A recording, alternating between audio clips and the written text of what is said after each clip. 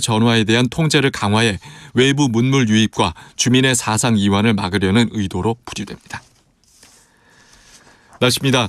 오늘은 전국에 가끔 구름이 많이 끼는 가운데 강원 남부 산지와 경북 북동 산지에는 오후에 빗방울이 떨어지는 곳이 있겠습니다. 강원 동해안과 영남 등 전국 곳곳에 건조특보가 이어지고 있어 산불이 나지 않도록 주의해야 합니다. 낮 기온은 서울이 14도 등 전국이 9도에서 17도로 어제보다 2도에서 5도 정도 높겠습니다. 내일도 전국에 가끔 구름이 많이 끼겠습니다. 서울의 지금 기온 10.4도입니다. KBS 1라디오 정오 종합뉴스를 마칩니다. 지금까지 아나운서 이상호였습니다. KBS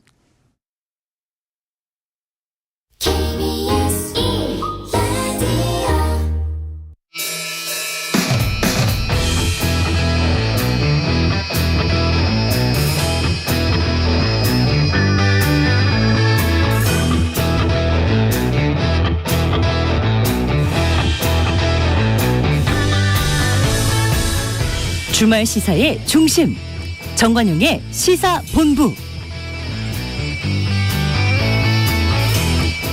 여러분 안녕하십니까? 정관용입니다. 최근 학교폭력이 사회적 화두가 되고 있죠. 국가수사본부장에 임명됐다가 낙마한 정순신 변호사 아들의 학폭 사례, 또 학폭을 주제로 한 드라마의 인기와 함께 유명인들의 학폭 의혹, 학폭 피해 고백 이런 것들이 이어지고 있는데요.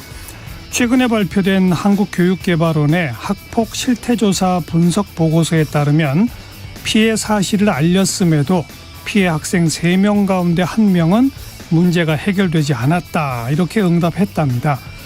미국의 뉴욕타임즈는 우리나라에서 학폭 미투 현상이 벌어지는 걸 다루면서 한국인들이 학교폭력 폭로에 따른 사회적 매장을 정의로운 징벌로 본다면서 이런 사적 처벌에 관대한 이유가 학교의 공적 처분이 미약하기 때문이다, 이런 의견도 제시했는데요. 그렇죠. 학교폭력에 대한 근본적 대책뿐만 아니라 학교폭력이 드러났을 때 어떻게 처분할 것인지, 여기에 관한 사회적 공론 과정이 필요해 보입니다. 정관용의 시사본부 토요일 순서 시작합니다. 먼저 도로공사 연결해서 이 시각 고속도로 상황 전해드리죠. 이지혜 캐스터. 네, 아직까지 고속도로 위로 교통량 그리 많은 편은 아닙니다. 특히 강원권 내에서는 아직까지 정체가 아예 없고요. 주로 경기권 위주로 부분적인 정체만이 나타납니다. 우선 영동선 강릉 쪽은 고속도로 진입하자마자 정체인데 서창 부근 잠시 주춤하는 정도고요. 군포와 부곡 그리고 마성터널과 양지터널 사이로만 속도 내기 어렵습니다. 서울 양양선은 이보다 교통량이 더 적습니다. 양양 쪽으로 화도 나들목에서만 잠시 속도 줄일 뿐 나머지 구간은 한산하다 보셔도 되겠습니다.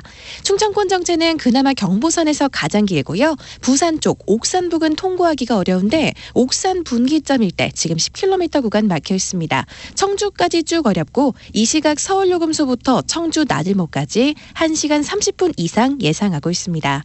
서해안선 목포 쪽으로는 서평택과 서해대교 사이로만 막힐 뿐 나머지 구간은 수월한 상황입니다.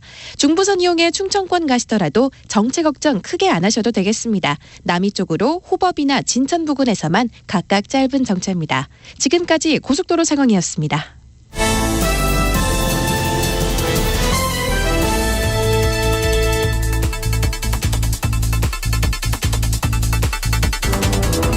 주간 뉴스 브리핑. 주간 뉴스 브리핑, 오늘은 오래간만에 교양신문 박순봉 기자 나오셨습니다. 박 기자 어서 오세요. 네, 안녕하세요. 어제 이재명 더불어민주당 대표가 처음으로 재판에 출석했죠. 이번 재판 출석은 어떤 건이죠? 네, 허위사실 공표 혐의거든요. 공직선거법 위반 혐의입니다. 예. 네, 검찰은 이재명 대표가 선거 과정에서 거짓말을 했다, 이렇게 보고 기소를 한 거고요. 지난 대선 과정에서. 맞습니다. 대표적으로 2가지 발언을 문제 삼았는데요. 일단 첫 번째는 2021년 12월에 이재명 대표가 방송 인터뷰를 했었어요. 근데 여기에서 김문기 전 성남도시개발공사 처장을 이 성남시장 재직할 때는 몰랐다 이렇게 얘기를 했습니다. 김문기 전 처장은 이제 스스로 목숨을 끊은 상태이고 대장동 개발 사업 실무자였거든요. 예. 이제 몰랐다라고 했던 이 발언을 문제 삼았고요. 그리고 두 번째는 이재명 대표가 경기지사이던 시절인데 2021년 10월 국정감사 때였어요. 이 백현동에 있는 한국식품연구원 부지를 용도 변경해줬다. 이게 특혜다. 이런 의혹이 일었는데 이렇게 용도를 변경해준 이유에 대해서 국토교통부가 직무유기를 문제 삼겠다라고 협박을 했다. 그래서 바꿔줄 수밖에 없었다. 이렇게 답변을 했거든요. 예. 이 두 가지 발언이 거짓말이라고 본 겁니다. 그간에 검찰에 3번 출석을 했었거든요. 이제 그때마다 다 주목을 받았었는데 그 사건들은 이거하고는 좀 다른 사건들이에요. 대장동 특혜 의혹 사건 그리고 성남FC 후원금 의혹 사건 이것들로 출석을 했던 거고 그렇죠. 이번에는 재판에 나간 겁니다. 그간에 출석을 했던 건 또 검찰에 나갔던 거고요. 예. 보통 검찰 출석을 할 때는 그간에 이제 이재명 대표가 보여줬던 게 검찰 수사를 강하게 비판을 하거나 아니면 윤석열 정부를 비롯한 여권을 비판을 했었거든요. 근데 어제 재판에 들어갈 때는 아무 얘기도 하지 않았습니다. 입장문을 읽지도 않았고요. 또 취재진들이 질문을 당연히 했는데 여기에 대해서도 답변을 하지 않았습니다. 법정에서도 대체로 입을 좀 닫고 있는 편이었거든요. 검찰하고 변호인의 진술을 듣고 있었고요. 재판부가 이재명 대표한테 피고인이 직접 할 이야기는 없느냐 이렇게 물었을 때만 네라고 짧게 답변을 했습니다. 예. 그런데 오후에 어제 다시 출석을 할 때는요. 입을 열었습니다. 이재명 대표가 김만배를 몰랐다는 윤석열 후보의 말에 대해서는 조사도 없이 각하를 했고 김문기를 몰랐다는 이재명의 말에 대해서는 압수수색, 수십 명의 수환조사를 통해서 기소를 했다 이렇게 얘기를 했거든요. 그러면서 이 부당함에 대해서는 법원이 잘 밝혀줄 거다 이런 얘기를 했습니다. 이게 어떤 얘기냐면은 지난 대선 때 윤석열 당시 후보도 거짓말했던 거 아니냐 이렇게 좀 맞받아친 거예요. 그렇죠. 당시에 윤 대통령이 이 대장동 개발 민간 사업자 이제 김만배 씨 있잖아요. 화천대유 대주주인 알지 못한다라고 얘기를 했는데 이 발언은 검찰이 눈을 감았다 이렇게 좀 비판을 한 겁니다. 김만배 씨가 법조 출입 기자 출신 아닙니까? 네. 그래서 이제 나중에 예. 그 기자간담회 그때는 봤다 이렇게 좀 말이 바뀌기도 했었습니다. 그렇죠. 그 김만배 씨 누나가 2019년에 윤 대통령 부친의 서울 연희동 단독주택 매입한 적도 있었거든요. 맞아요. 이것도 이제 논란이 좀 됐었죠. 왜냐하면 서로 아는 사이가 아니겠느냐 이런 의혹이 예. 같이 있었던 겁니다. 예. 그런데 몰랐다고 한 거는 검찰이 눈 감았다 이 네, 얘기군요. 그렇게 맞받아친 겁니다. 어제 재판에서의 다뤄진 주요 쟁점은 어떤 겁니까? 이제 어제 첫 공판이고 앞으로 재판이 계속 있을 예정이거든요. 이제 어제 첫 공판에서 좀 문제를 집중적으로 삼았던 그 발언은 아까 김문기 전 처장을 몰랐다라는 그 얘기가 중심에 있었습니다. 검찰 측의 주장은 이재명 대표가 성남시장 당선 전부터 이 김문기 전 처장이랑 알고 지냈다. 그리고 성남시장이던 2015년에도 김문기 전 처장하고 함께 호주 출장을 가고 이렇게 보좌를 받았다. 이렇게 모를 수가 없었다라는 그런 주장을 했고요. 예. 특히 검찰은 10회 만났다, 10번 만났다 이렇게 적시를 하기도 했습니다. 그리고 특히 그러면서 증거를 제시했는데 앞서서 제시됐던 증거였어요. 이 김문기 처장이 이제 딸한테 시장님하고 본부장님하고 골프 쳤어 이렇게 하면서 보낸 영상 이제 기존에 국민의힘에서 공개를 한 바가 있었거든요. 맞아요. 이 시장님은 이 이재명 대표를 얘기를 하는 거고 본부장님은 이제 유동규 전 본부장을 얘기를 하는 겁니다. 근데 검찰은 이재명 대표가 이 대장동 실무 책임자인 이 김 처장이 사망을 하니까 이게 선거에 좀 안 좋은 영향을 끼칠 걸로 보고 그래서 몰랐다라고 거짓말을 했다 이렇게 보고 있습니다. 근데 이재명 대표 측은 반박을 하고 있는데요. 일단 사람을 안다라고 하는 이런 표현 같은 것들이 좀 주관적 평가라는 거예요. 김 처장을 몰랐다라고 한 게 김 처장을 만나고 보좌받은 사실이 없다라고 말한 거랑은 좀 다르다라는 겁니다. 예. 그러니까 만나고 보좌받았더라도 몰랐다라고 할 수 있다라는 거예요. 특히 이제 허위사실 공표죄가 성립을 하려면 어떤 사실이 있고 그거에 대해서 거짓말을 했어야 되는데 몰랐다라는 거는 그냥 주관적인 인식일 뿐이다. 그리고 어떤 사람을 안다라고 해야 될 때 그런 기준이 있느냐. 그러니까 몇 번 만나야지 안다라고 하느냐. 이런 거 단정할 수 없다. 이렇게 반박을 했습니다. 예. 그리고 10번 검찰이 만났다라고 적시했다라고 말씀드렸잖아요. 여기에 대해서도 그런 10회 만난 게 기억할 만한 일들이 아니었다라는 거예요. 좀 사소한 만남 같은 거였다라는 거고. 또 뭐 공식 회의라든가 이런 거. 네. 그리고 또 김문기 처장 같은 팀장급이 당시 성남시에 600명 정도 있었는데 이걸 전부 기억할 수가 있겠느냐 이렇게 반박을 했습니다. 그리고 또 골프를 같이 쳤다. 여기에 대해서도 이재명 대표가 기억하기에는 한계가 있다. 이렇게 반박을 했습니다. 어쨌든 이재명 대표는 이제 검찰 수사, 검찰 출석, 게다가 재판도 받게 되면서 부담이 점점 커진 거죠. 네, 어제가 첫 공판이었고 재판이 계속될 거라고 말씀드렸는데 이제 격주 금요일마다 받게 됐거든요. 그러니까 어제 3일에 받은 거고 또 2주 뒤인 17일 또 그 다음 2주 뒤인 31일 이렇게 3월 달에만 일단 최소 3번의 재판을 받도록 돼 있습니다. 예. 그리고 지금 대장동 특혜 의혹 사건으로 검찰이 구속영장 청구를 시도를 한 바가 있었잖아요. 예. 이런 사건들도 검찰이 추가적으로 기소를 할 게 거의 뭐 예정된 수순인 그런 상황이거든요. 이것도 따로 재판이 열리죠. 그렇죠. 그렇게 되면은 이제 재판 횟수가 더 많이 늘어날 수가 있습니다. 그리고 어제 재판에서 다뤄진 사건은 선거법 사건이거든요. 이 사건에서 100만 원 이상의 벌금형이 나오게 되면은 피선거권이 박탈이 돼요. 그러니까 이제 기존의 국회의원직도 박탈이 되는 거고요. 또 다음 대선에도 출마를 할 수가 없게 됩니다. 또 정당이 받은 대선 선거 비용 보조금 이것도 도로 물어내야 한다면서요? 맞습니다. 그런 해석이 있어가지고 그 경우에는 민주당이 굉장히 힘들어질 수 있다. 이렇게 좀 추정이 되고 있는 상황이고 특히 이런 상황들이 펼쳐지게 되면은 당대표직도 물론 이제 법적으로 박탈이 되는 건 아니지만 당내에서 유지가 될 수 있겠느냐 이런 의혹들이 있는 상황입니다. 예. 민주당 소식 더 이어서 보면 그 체포동의안 부결 과정에서 이른바 반란표가 많이 나와가지고 아주 시끌시끌한 한 주였죠? 맞습니다. 이제 월요일에 이 투표가 있었거든요. 예. 표결이 있었는데 이게 가결 같은 부결이다 이렇게 표현이 되고 있습니다. 297명의 의원들이 참석을 했는데 찬성이 139표, 반대가 138표였습니다. 그렇죠. 이제 체포동의안이라는 게 좀 헷갈리실 수가 있는데 일단 회기 중에 현역 의원은 국회가 동의를 해야지만 체포를 할 수가 있거든요. 근데 체포동의안이라는 게 국회가 체포에 동의해 주세요. 이런 의미니까 그렇죠. 그래서 찬성을 한다라는 거는 이재명 대표 체포에 동의한다. 그렇죠. 찬성한다. 이런 의미가 되는 거고 반대를 하면은 체포하면 안 된다. 이런 입장을 내는 거예요. 근데 찬성이 139표, 반대가 138표니까 이제 한 표 차이긴 하지만 찬성이 많다. 즉 체포에 동의한다라는 뜻이 많았던 거고요. 다만 과반이 찬성을 해야지 가결이 되는 거거든요. 그래서 부결이 되긴 했는데 국회의원들 전체적으로는 그 뜻이 체포되는 게 맞다라는 뜻이 더 많다라는 그런 의미가 되는 겁니다. 예. 그리고 특히 이런 과정에서 원래 민주당은 압도적인 부결을 예상을 했었거든요. 근데 이탈표가 꽤 많았다라는 거예요. 소위 단일 대우가 해체됐다 이런 평가들이 있는 건데 지금 이제 추정해 보기로는 이게 무기명 투표라서 추정을 하는 건데요. 예. 국민의힘이 하고 정의당, 시대전환 요렇게가 지금 이제 찬성을 하겠다라는 입장을 이미 기존에 밝혔어요. 그러면 이 표가 121표가 되는 거거든요. 근데 실제로는 찬성표가 139표가 나왔다라고 말씀드렸잖아요. 예. 그러니까 18표가 더 나왔기 때문에 이 18표는 민주당 혹은 이제 범민주 성향에서 나왔다라고 볼 수가 있는 거고요. 그리고 또 기권하고 무효표가 있거든요. 이게 20표인데 이것까지 합치면은 이제 민주당에서 최대한 이탈한 표가 추정해 보면은 한 38표가 될 수가 있다. 그렇죠. 이렇게 보이는 겁니다. 예. 그리고 노웅래 의원 체포동의안 표결 때도 그때도 부결이 됐었는데 그때 반대표가 161표가 나왔거든요. 맞아요. 체포하면 안 된다라는 의사를 밝힌 의원이 161명이었는 건데 이재명 대표의 반대표는 138표예요.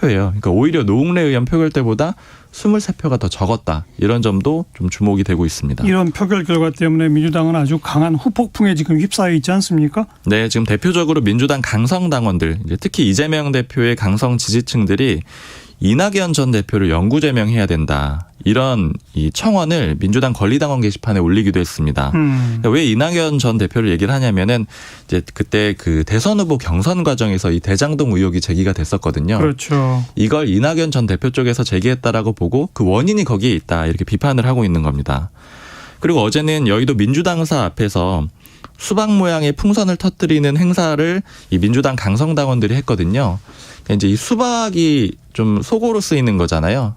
비명계를 지칭을 하는 건데 겉과 속이 다르다 이런 의미로 쓰고 있습니다. 겉은 파란데 속은 빨갛다. 맞습니다. 예. 게다가 친명계에서는 이제 다음에 혹시 체포동의안이 또 국회에 오게 되면은 그땐 지금 장담할 수가 없는 상황이거든요. 기권이나 무효표가 만약에 찬성, 가결을 던져주게 되면은 체포가 될 수도 있는 그런 상황이라서 그러네요. 거기에 대한 대비책도 좀 내놓고 있는데요. 예를 들어서 안민석 의원 같은 경우에는 전당원 투표로 그러니까 당원들한테 다시 전당원에게 물어가지고 부결 여부를 묻자 이렇게 제안을 했고요.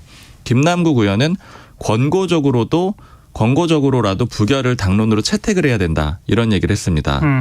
근데 사실은 이게 아까 무기명 투표라고 말씀드렸잖아요. 이렇게 뭐 당론을 모은다거나 아니면 전당원의 뜻을 모은다고 하더라도 모르죠. 그래도 네, 실제로 뭐 통제를 할 수 있거나 뭐 제재할 수 있는 방법은 없거든요. 예. 그래서 여기서 더 나아간 방법이 김용민 의원이 제시를 했는데 만약 이제 그런 상황이 오게 되면 체포동의안 표결을 해야 되는 상황이 오게 되면은 민주당은 표결 자체를 보이콧하자 이런 얘기를 했습니다. 그러니까 지금 의원 가반이 일단 자리에 앉아 있어야지 표결이 성립을 하거든요. 표결을 그렇죠. 시도를 할 수가 있어요. 예. 이제 민주당 의원이 169명이니까 다 안 가면은 표결 자체가 안 되거든요. 즉 이렇게 해서 아예 표결 자체를 무산시키자라는 거고요. 이렇게 하면은 이제 그 친명계 쪽에서 얻을 수 있는 그런 일종의 효과는 누가 투표장을 가는지 안 가는지 이런 것들을 좀 명확하게 볼 수가 있다라는 거죠. 혹시라도 찬성표를 찍을지 모르니까 아예 본회의장에 못 가게 하자. 맞습니다. 이거네요. 그래서 사실 좀 그 디테일한 방법들은 좀 복잡해요. 저기 국회 의사과 쪽에 물어보니까 예. 이게 일단은 본회의는 또 열려야 되거든요. 그러니까 본회의가 열리기 위해서는 의원들이 처음엔 또 앉아 있어야 됩니다. 예, 그럼 앉아 있다가 표결 때 빠져나가자. 맞습니다. 그 중간에 빠져나가야 되는데 그리고 그 이후에 또 다시 이걸 또 안건으로 올릴 수가 있느냐 이런 것들도 좀 해석이 좀 복잡하더라고요. 예. 그리고 민주당 전당대회 예비 경선에서 이 당대표 후보들 같은 경우에는 이 컷오프를 할 때 중앙위원회 70% 그리고 국민 여론조사 30%를 반영하게 돼 있거든요. 그동안은 그랬죠. 즉 그러니까 민심 30%가 들어간다라는 거죠. 예. 근데 요거를 권리당원 100% 컷오프로 바꾸자 요런 안이 논의가 되기도 했다라고 해서 좀 논란이 되고 있습니다. 예. 그러니까 이렇게 되면은 이제 지금 당원 지지가 좀 강한 쪽은 친명계 쪽이잖아요. 그러니까 그쪽이 우위에 서게 되기 때문에 비명계는 반발을 하고 있고요. 이상민 의원은 이런 이 흐름에 대해서 전체적으로 비판을 했는데 일단 이렇게 색출하는 거는 맞지 않다 이렇게 맞섰고요. 그리고 당대표가 일단 물러나가지고 좀 자유로운 입장에서 이 재판이나 수사에 임하는 게 맞다 이런 입장을 내놨습니다. 그리고 비명계 쪽이 이제 공개적으로 강하게 반발하고 있지 못하지만 따로 좀 얘기를 들어보니까 이런 표현도 쓰더라고요. 이번 표결이 있고 나서 아, 나 혼자가 좀 아니었구나 이런 판단들을 좀 했다라는 거예요. 예. 그러면서 이제 실제로 부결을 던졌던 사람들 중에서도 앞으로 한 20명에서 30명 정도는 흔들리지 않겠느냐 이런 추정을 내놓기도 했습니다. 그러니까 즉 이런 흐름 같은 것들은 이렇게 표결이 나오게 되면서 이재명 대표의 강성 지지자들은 더 강하게 나오고 또 비명계도 또 반대로 또 결집을 하게 되는 그런 양상도 좀 보이거든요. 그러네요. 그래서 이제 양측 갈등이 더 치열해질 수 있다 이런 추정도 있습니다. 이제 국민의힘 소식으로 오늘부터 당원들의 전당대회 투표가 시작되죠? 네, 7일까지 사전 투표가 있어요. 오늘은 모바일 투표가 시작이 됐고요. 그리고 8일이 그 7일 다음 날 8일이 전당대회 날이거든요. 예. 그래서 이제 현장 투표를 해가지고 사전 투표한 거랑 합쳐서 최종적으로 결과가 나오게 됩니다. 당대표 후보 같은 경우에는 결선 투표제 도입을 했거든요. 그래서 과반 득표를 못하면 한 명이 못하게 되면은 결선 투표를 한 번 더 할 수도 있습니다. 그렇게 되면 12일 날 결정된다고 하더라고요. 맞습니다. 예. 그리고 어제 마지막 당대표 후보 토론회가 있었는데 네, 여기서도 기존에 계속 제기됐던 의혹, 김기현 후보의 울산 땅 투기 의혹을 이 나머지 3명의 후보들이 집중 공격하는 그런 그림이 있었고요. 그리고 또 어제 좀 특징적이었던 거는 이제 안철수 후보하고 천하람 후보가 이제 천하람 후보는 계속 그렇게 해왔는데 안철수 후보가 좀 윤핵관을 공격하는 그런 발언을 내놨습니다. 어제 대선 단일화 1주년 성명 발표 기자회견을 했거든요. 그러니까 안철수 후보하고 윤석열 대통령 당시 후보가 단일화했었잖아요. 이제 그거 한 지 1년이 됐다라는 건데 이 기자회견을 하면서 단일화의 진정성을 깎아내리려는 일부 세력이 있다. 그게 윤핵관이다. 이렇게 비판을 했습니다. 예. 좀 어제부터는 좀 선명성을 강조하는 그런 그림이 있고요. 그리고 천하람 후보를 지원하는 이준석 전 대표도 국회에서 기자회견을 했는데 이문열 작가의 소설 우리들의 일그러진 영화로도 있었잖아요. 이제 여기에서 주인공 엄석대를 이제 윤석열 대통령에 비유를 하고 그리고 또 엄석대를 추종하는 학생들을 윤핵관에 비유를 하고 그리고 이제 엄석대가 만든 질서를 깨려고 하는 한병태라는 인물이 있거든요. 이 인물을 천하람 후보에 비유를 했습니다. 그러면서 불이익을 감수하고 할 말을 하는 사람만이 엄석대를 이길 수 있다. 역시 좀 선명성을 강조하려는 그런 움직임으로 보입니다. 예. 김기현 후보는 땅 투기 의혹 제기하는 후보들에 대해서는 민주당 이중대 하겠다라는 거다. 이렇게 비판을 했고요. 그러면서 어제 기자회견을 했는데 윤석열 정부가 국정을 잘 수행할 수 있도록 든든하게 뒷받침하겠다. 즉 친윤 후보로서의 강점을 다시 한번 강조를 했습니다. 예. 당 최고위원 그 경선 그 가운데 청년 최고위원 경선에 나선 장해찬 후보 관련 의혹도 계속 터져 나오네요. 네, 지금 웹소설 논란은 이제 이미 전달을 해드렸을 것 같고 그 다음에 나온 의혹이 이제 불법 레이싱 모임을 운영을 했다 이런 의혹이 나오고 있어요. 예. 장해찬 후보가 2013년 10월에 이 팀 스위프트라는 이름의 레이싱 모임을 만들었거든요. 이제 거기 게시물을 보면은 이제 공도 그러니까 일반 도로에서 고속 경주 같은 것들을 하거든요. 이제 이런 것들은 대부분 불법으로 이제 추정이 됩니다. 이 문제를 이준석 전 대표 측 전체적으로 좀 집중적으로 공격을 하고 있고요. 특히 천하람 후보 같은 경우에는 이제 한문철 변호사 있잖아요. 교통사고 전문 변호사인데 예. 여기다가 물어보겠다라고 하고 실제 거기 홈페이지에다가 그 영상을 올려서 불법성 여부를 좀 판단해달라 이렇게 의뢰를 한 그런 상태입니다. 그런데 이제 장예찬 후보 같은 경우에는 불법적인 거는 없었고 친구들하고 모여가지고 뭐 맛집 찾아다니고 같이 운전한 게 무슨 잘못이냐 이렇게 반박을 하기도 했습니다. 김건희 여사한테 제기됐던 그 대기업 협찬 의혹에 대해서는 검찰이 최종 무혐의 처분해서 또 논란이죠? 네, 그제 증거 불충분으로 불기소, 무혐의 처분을 했고요. 이게 어떤 얘기냐면은 이 김건희 여사가 코바나 컨텐츠라는 문화예술 전시기획사를 운영을 했었거든요. 예. 근데 이제 남편인 윤석열 대통령이 당시에 검사였고 특히 2019년에는 검찰총장이 되기도 했습니다. 근데 2015년부터 2019년까지 총 4건의 전시회를 했는데 여기에 기업들이 협찬을 했는데 이게 일종의 보험용 협찬 아니냐, 이거 부적절한 거다 이렇게 보고 시민단체가 고발을 했던 거예요. 근데 최종적으로는 검찰이 무혐의로 결론을 내린 거고요. 근데 예를 들어서 이제 고발한 쪽에서 문제 삼았던 거는 2019년에 했던 게 야수파 걸작전이거든요. 근데 검찰총장에 지명되기 직전이었습니다. 윤석열 대통령이요. 예. 근데 이렇게 되니까 그때 당시에 협찬을 처음에 하겠다라고 했던 대기업이 4곳이었는데 16곳으로 급증을 해요. 그러니까 일종의 뭐 대가성이 있었던 게 아니냐 혹은 보험용 아니냐 이런 의혹을 제기했던 겁니다. 근데 검찰이 수사를 해본 결론은 이게 코바나 컨텐츠가 마케팅 부서에서 검토하고 공식적으로 추진을 했더라. 그러니까 이제 공식 라인에서 진행이 됐고, 예. 그리고 대가성이 있다라고 볼 만한 증거도 없더라 이렇게 얘기를 했습니다. 그리고 전시사는 후원금을 받고 또 기업에는 입장권을 제공하는 이런 방식도 일반적인 방식이더라 이렇게 결론을 내렸고요. 다만 이제 고발한 쪽에서는 문제를 삼는 게 수사가 제대로 된 거 아니지 않느냐 이렇게 얘기를 하고 있어요. 그러니까 예를 들자면 김건희 여사는 2차례 서면 조사가 있었는데 강제 조사는 없었다라는 거예요. 그리고 같이 고발된 게 윤석열 대통령하고 또 장모 최은순 씨거든요. 여기도 수사가 없었고 또 기업 관계자들 일부는 강제 수사를 했는데 휴대폰 포렌식을 했다라 그래요. 그러니까 이제 김건희 여사 쪽은 잘 수사를 안 한 게 아니냐 이런 의혹을 제기하고 있습니다. 그래서 이제 민주당에서는 역시 쌍특검을 해야 된다 이렇게 맞서고 있고요. 네. 여기까지 합시다. 경향신문 박순봉 기자 고맙습니다. 감사합니다. 12시 31분 지났네요. 정관용의 시사본부 듣고 계시고요. 기상청 교통정보센터 연결해서 주말 날씨와 도로 상황 전해드립니다. 기상청의 박다요 씨. 네, 주말 들어서 봄 기운이 짙어지고 있습니다. 오늘 낮 동안 전국이 15도 안팎으로 포근할 텐데요. 다만 큰 일교차와 미세먼지에는 유의하셔야겠습니다.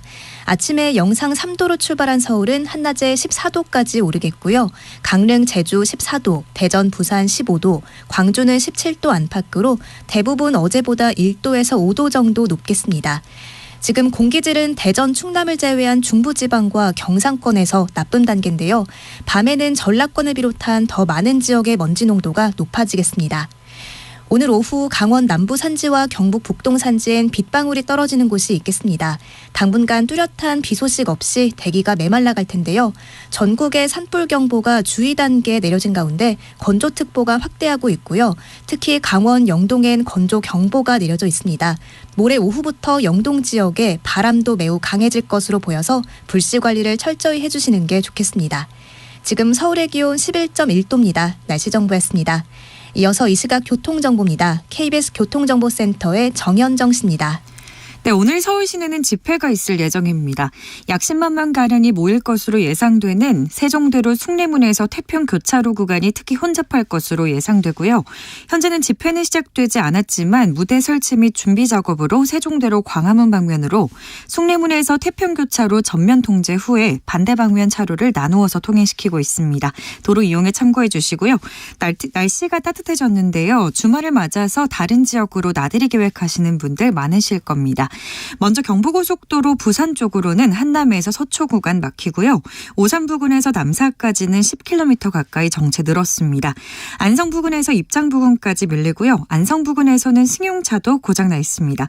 반대 서울 쪽으로 판교 분기점에서 막히기 시작했고요. 달래내곡에서 반포까지는 10km가량 속도 내려갑니다.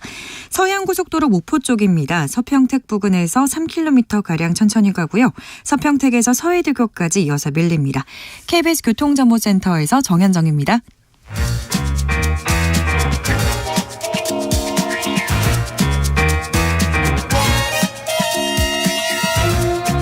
KBS 1라디오의 시계는 쉬지 않고 돌아갑니다. 주말 정오, 정관용의 시사본부. 국민의힘 전당대회 이제 다음 주 수요일 바로 코앞이네요. 그동안 격주로 이 국민의힘 당대표 경선에 나온 후보들과 인터뷰를 쭉 진행했었죠. 오늘 마지막 시간 이 황교안 전 대표를 전화로 연결해 봅니다. 안녕하세요. 안녕하십니까. 황교안입니다. 자, 내가 왜 국민의힘 대표가 되어야 하는지부터 우선 출사표를 던져보시죠.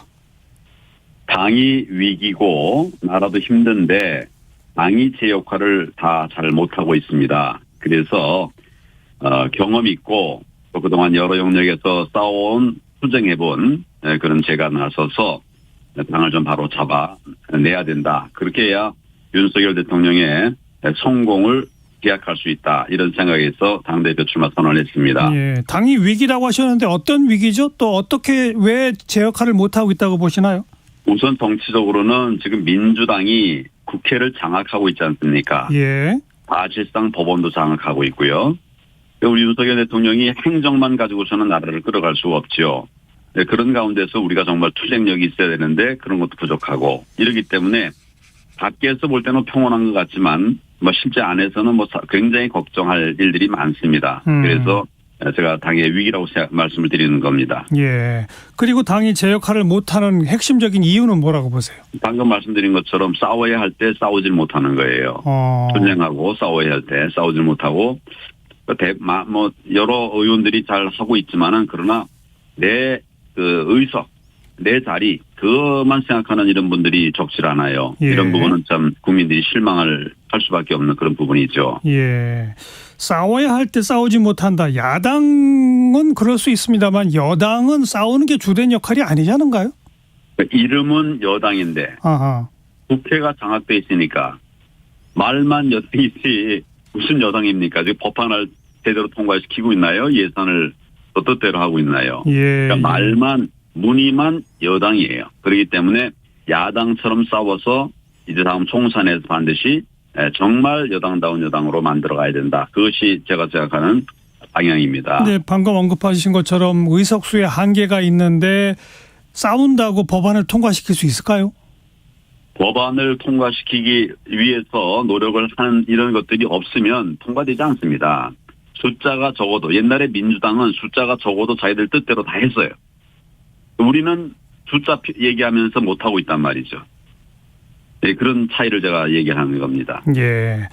그리고 황교안 전 대표 하면 정통보수 이걸 이제 항상 강조하시는데 예. 정통보수가 어떤 겁니까? 지금 이제 보수인데 예.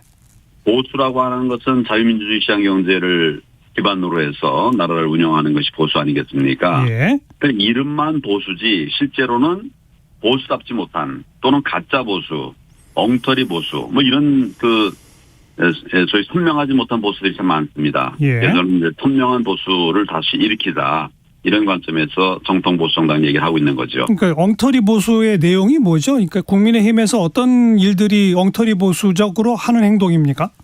우리 당 안에 있으면서 우리 당이 가고자 하는 방향과는 다른 이런 예를 들어서 어제 우리 TV 토론에서 그랬습니다마는 예. 북한의 옛날에 햇볕 정책 예. 그거 좋은 거 아니냐 이런 취지의 얘기를 이제 하기도 했고 예. 이런 생각들이 깔려 있는 그런 우리 당의 소속 의원들이 좀 있어요. 예. 이런 부분으로 정리해야 된다는 말씀입니다. 예. 자, 그동안에 이 국민의힘 전당대회 경선이 치루어지는 전반적 과정이 좀 시끌시끌했습니다. 예. 몇몇 후보들은 나서려고 하면 대통령실이 나서서 비판해가지고 나서지 못하게 하기도 하고 뭐 이랬던 일들이 있었지 않습니까? 예. 그 전반의 과정을 우리 황 후보는 어떻게 평가하세요? 저는 우리 당이 좀 시끌시끌하지 못했던 점이 오히려 아쉬웠다 그런 생각합니다. 예. 정말 이슈들을 많이 내놓고 예. 또 아주 되게 치열하게 이렇게 디베이트하고 예. 이렇게 함으로써 국민들의 관심을 또 끌어들이고 그래서 국민들의 관심을 다 찾고 그것을 우리 당의 방향으로 잡아가는 이것이 필요한데 예. 지금은 오히려 그런 것들이 과거보다 많이 활성화됐다 이런 생각이 듭니다. 물론 이제 국민들의 눈살을 찌푸리는 이런 것들은 이제 없어야 되겠죠. 그 안에서 충분한 토론 필요하다고 생각합니다. 아니 말씀하신 대로 이슈를 던져서 논쟁하는 거는 좋죠. 정책이라든지 내년 총선 치를 전략에 대한 서로의 견해 차이라든지 이런 걸로 논쟁이 붙으면 좋은데 그게 아니라 뭐 노골적으로 나경원 후보를 노골적으로 비판해서 못 나오게 한다든지 안철수 후보가 몇 가지 발언한 거를 두고 이건 오히려 우리 국정 운영의 적이다. 이렇게 대통령실이 직접 나서 공격한다든지 이런 일련의 과정이 이슈를 둘러싼 논쟁은 아니지 않습니까? 이슈와 관계되지 않은 건 사실은 없죠. 또 그리고 당의 경선 과정은 정책 과정이 아닙니다. 이건 어떻게 보면 정치 영역에서의 이슈예요. 예. 우리가 일편 우리가 이제 대선을 치른다든지 국회의원 선거를 치른다 그럴 때는 이제 정책 이슈가 더 커지지만 예를 들어서 가치의 관점에서 보면은 정책 이슈와는 좀 다르지 않습니까? 그러니까 당내 선거는 그런 측면이 강하다 생각합니다. 그리고 이제 그 청와대실에서 대통령실에서 여러 가지 이제 의견을 낸다고 하는 것도 그건 그 모든 거를 다 우리가 또 부정적으로 볼 수는 없다고 생각합니다. 대통령실은 어떻게 보면 국정 전반을 통할하는 이런 컨트롤 타워 아니겠습니까? 거기에서 의견 내는 건 난 충분히 가능하다고 생각하고 그걸 이제 의견 낸 것을 다 수용할 것이냐 아니면 이제 또 선별해서 잘 판단할 것이냐 이거는 이제 또 어떻게 보면 현장의 책임이죠. 그런데 대통령이나 대통령실 공직자 공무원들은 당의 내부 경선 이런 데 관여 못하게 돼 있지 않습니까? 관여를 한다고 하는 것이 어느 정도의 얘기인가 하는 것인데 의견을 내는 것을 그것도 못한다. 그건 아니라고 나는 봅니다.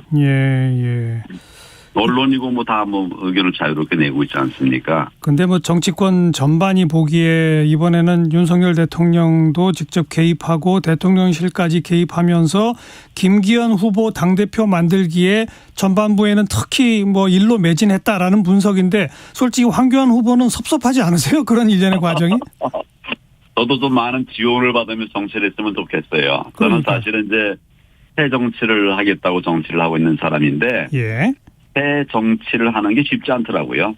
당대표 때 이제 새 정치 혁신 회의를 만들어 가지고 정치를 좀 바꿔보려고 이렇게 했는데 우리 좋은 아이디어를 많이 냈는데 현장에 적용하기는 정말 힘들더라고요. 그렇지만 바꿔야 새 정치, 바꿔야 새 세상이 되지 않겠습니까? 저는 그러기 위해서 정치하고 있습니다. 근데 아무튼 전반부에 그렇게 대통령실까지 직접 나서서 김기현 후보를 밀다 보니 지금까지 각종 여론조사 같은 거 나오는 거 보면 우리 황교안 후보 지지율이 미미합니다. 어떻게 평가하세요? 그러니까 여론조사하는 방법이 여러 가지가 있죠. 여론조사 기관이 하는 것은 많이 오염돼 있는 것이 많다고 하지 않습니까? 그냥 이제 어떻게 보면 민간에서 하는 이런 여론조사도 가끔 있어요. 그거 보면 하여튼 지금 여론조사기관에서 나오는 평가하고는 많이 다릅니다. 많이 다릅니다. 그래서 저는 여론조사기관에서 발표되는 것에 연연 안 하고 계속 이제 국민 속으로 들어가서 국민들에게 진정성으로 승부하는 이런 방법으로 꼭 승기를 잡으려고 합니다. 그런데 국민 속으로 들어가 보셔봐야 국민 여론이 반영이 안 되고 전당원 투표 아닙니까? 당원 속으로만 들어가셔야 되는 거 아니에요? 제가 말씀드리는 국민이라는 게 지금은 당원이죠. 알겠습니다. 당원 속으로 들어가서. 앞서 제가 이제 어떤 뭐 총선 전략이나 정책 이슈 같은 걸로 해야 되는데 대통령실 개입 논란 같은 것만 너무 시끄러웠다 이런 지적을 하나 해드렸고 또 하나는 지금 우리 황교안 후보가 제일 먼저 제기한 김기현 후보 땅 투기 의혹인데 이건 또 너무 네거티브로 흐르게 만든 거 아니냐 경선 분위기를 이런 지적도 있습니다. 어떻게 평가하시겠어요? 그러니까 네거티브가 뭐냐? 기면 기고 아니면 그만이고. 예. 이런 것이 네거티브입니다. 예. 사전에 제가 사전을 찾아봤어요. 그래서 이걸 면밀하게 분석해가지고 시시비비를 가리는 것 이것은 네거티브가 아닙니다. 예. 네, 그리고 뭐 내부 총질 뭐 이런 것도 마찬가지예요. 뭐 총질이라고 하는데 그것을 무슨 네거티브 하는 게 아니라 그건 사실은 이제 내부에 수술이 필요하다. 그래서 수술을 하고 있는 이런 상황이거든요. 예. 이런 걸 다 뒤집어서 그냥 네거티브다 뭐 이렇게 하는 건 맞지 않고. 예. 그럼 우리가 맨날 그냥 좋은 게 좋고다 이렇게 하면 어떻게 나라가 발전해 나가겠습니까? 그건 정말 우리 보수 우패의 가치가 아닙니다. 예. 지금 황 후보가 판단하시기에 김기현 후보는 분명히 땅 투기를 한 거라고 보세요? 아니면 뭐 그 당시 울산시 자문 변호사라는 직위를 이용해서 그 땅을 구매했다고 보세요? 종합적으로 판단해 보시면 금방 알 것 같아요. 언론이 뭐 기능이 이제 뭐 아주 탁월하시니까 예. 이미 아마 여러 언론에서도 문제가 있다는 것을 문제가 크다는 것을 포착하신 걸로 알고 있어요. 황 후보도 분명히 문제가 있다고 판단하신다 이 얘기로군요. 있으니까 제가 얘기를 하는 거죠. 예. 그래서 만약 그 김기현 후보가 당 대표가 되면 그럼 당의 치명타가 될까요, 이 건이? 저는 그렇게 보고 있죠. 지금 이재명 사건하고 똑같은 그런 패턴이다 이런 생각이 좀 들어요. 예. 그래서 결국 당 대표가 되긴 됐지만 이재명 당 대표가 뭐 역할을 제대로 좀 못하고 좀 그 계속 이제 불려다니고 있지 않습니까? 예. 우리 당도 그와 같은 상황이 될 것을 우려해서 제가 미리 사퇴하라고 하는 얘기를 하는 것입니다. 뭐 똑같이 이렇게 되면 우리는 민주당처럼도 견디기 힘들 거예요. 알겠습니다. 그렇기 때문에 지금 제가 정리를 하자는 얘기를 하는 겁니다. 자, 황교안 후보께서는 그동안에는 이 부정선거 의혹 제기를 계속 주장해 오셨었는데 이번 경선 과정에서는 그 얘기를 아예 쏙 빼시더라고요. 일부러 그렇게 하신 겁니까? 어떤 겁니까? 아니 지금 우리 당내 선거 아닙니까? 예. 당내 선거이기 때문에 제가 좀 아쉬운 것은 뭐냐면 당내 선거 관리를 중앙선관위원회에 맡긴 거예요. 이거는 뭐 참 아쉬운데 그러나 당내에서 하고 있으니까 우리 안에서 경합하면 되는 거니까 예. 종전과는 양상이 좀 다르죠. 예. 제가 지금 얘기하고 있는 것은 정통보수정당을 만들어내자. 또 당원 중심 정당이 되겠다. 이건 사실은 이제 무슨 대선 이럴 때는 뭐 별 필요가 없는 얘기거든요. 예. 그리고 우리가 싸워 이기는 정당이 되자. 국민을 시원하게 해드리는 그런 정당 만들어가서 30년 동안 정권을 유지를 해서 자유민주주의를 지키자. 제가 이런 아젠다를 내면서 이런 걸 통해서 총선 승리하고 윤석열 대통령을 지켜내자. 제가 이제 이런 얘기를 하고 있는 거죠. 예. 당내 선거니까 과거 지난 총선의 부정선거 논란 이런 얘기는 할 필요가 없다. 이런 건가요? 그렇습니다. 있지만 얘기할 필요가 없는 장면이죠. 지금 장면이. 네. 여전히 그럼 지난 총선 때 부정선거가 있었다는 소신에는 변함이 없으세요? 아니요. 소신이 어떻게 바뀝니까? 팩트를 기반으로 한 소신이 어떻게 바뀔 수가 없죠. 팩트가 분명히 있다. 부정선거라는 팩트가. 네, 그럼요. 보시면 금방 나오지 않습니까? 그런데 수없이 많은 문제제기가 있었습니다만 어느 곳에서도 뭐 사법부도 그렇고 하나도 받아들여진 게 없지 않습니까? 제가 그 문제에 관해서는 좀 제대로 나중에 한번 기회를 만들어서 말씀을 드리겠습니다. 이게 간단한 문제가 아닙니다. 예. 뭐 이번 아무튼 경선 그 승리를 자신하신다 했으니까 결선 투표 올라가는 건 당연하겠죠? 뭐 승리하기 위해서 그래서 이제 출마한 거고 예. 그런 노력들을 하고 있습니다. 많은 이제 뭐 장애들도 있고 그렇지만 그러나 자유대한민국 우리나라를 지키고 또 당을 세워내기 위해서는 꼭 필요한 일이기 때문에 제가 참 그런 말 요새 해서 좀 미안합니다. 목숨 걸고 한다. 실제로 제가 그렇게 하고 있습니다. 그 뭐 최근 며칠 사이를 보니까 이게 뭐 결선 투표까지 안 가고 누가 과반을 얻을지는 어쩔지는 모르겠습니다만 만약 결선 투표를 가게 된다면 천하람 후보하고 안철수 후보가 결선 투표 때는 우리 연대하자는 식의 뉘앙스를 자꾸 풍기던데 이런 움직임은 어떻게 평가하시겠어요? 예, 뭐 나는 사실은 기대기 정치는 안 하려고 그래요. 누굴 기대해가지고 이렇게 하는 것보다는 국민들에게 지지와 평가를 받아서 그렇게 당대표가 돼야지. 당대표가 된다고 그러면서 뭐 누구하고 가서 연대해가지고 되고 이러는 것은 예. 뭐 저는 되게 원하는 일이 아닙니다. 예. 그리고 또 이번 경선 과정에 중요한 화두 가운데 하나로 떠오른 게 당대표 경선이나 이런 데 나서는 분들, 또 내지는 이른바 윤핵관이로 불려지는 분들, 이런 분들이야말로 내년 총선의 최대 승부처인 수도권에 출마해야 한다라는 주장이 있었습니다. 요건 어떻게 평가하시겠어요? 저는 이북에서 내려오시는 부모님 모시고 있고, 예.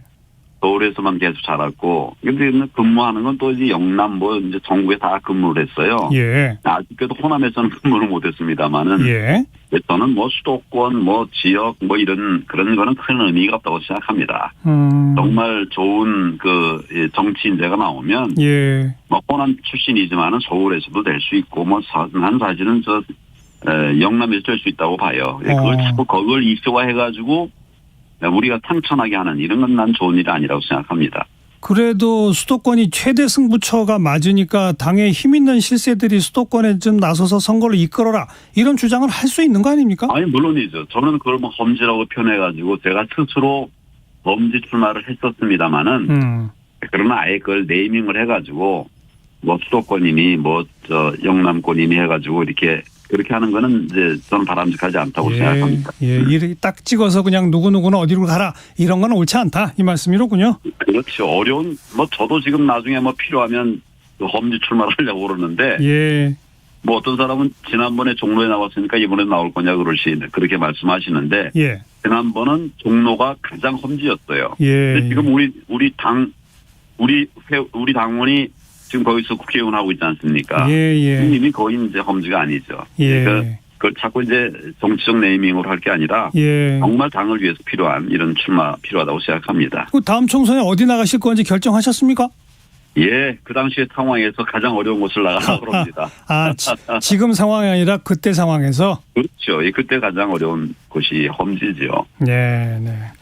잘 알겠습니다. 지금 이미 이제 투표가 시작됐으니까 좋은 결과 있기를 기대하면서 지켜볼게요. 오늘 고맙습니다. 네, 감사합니다. 수고하십시오. 국민의힘 전당대회 당대표 후보로 나선 황교안 전 대표 함께 전화로 만나봤습니다. 1부 마치겠습니다. 바비킴이 부르는 소나무 함께 듣고요. 1시 2부에 다시 올게요.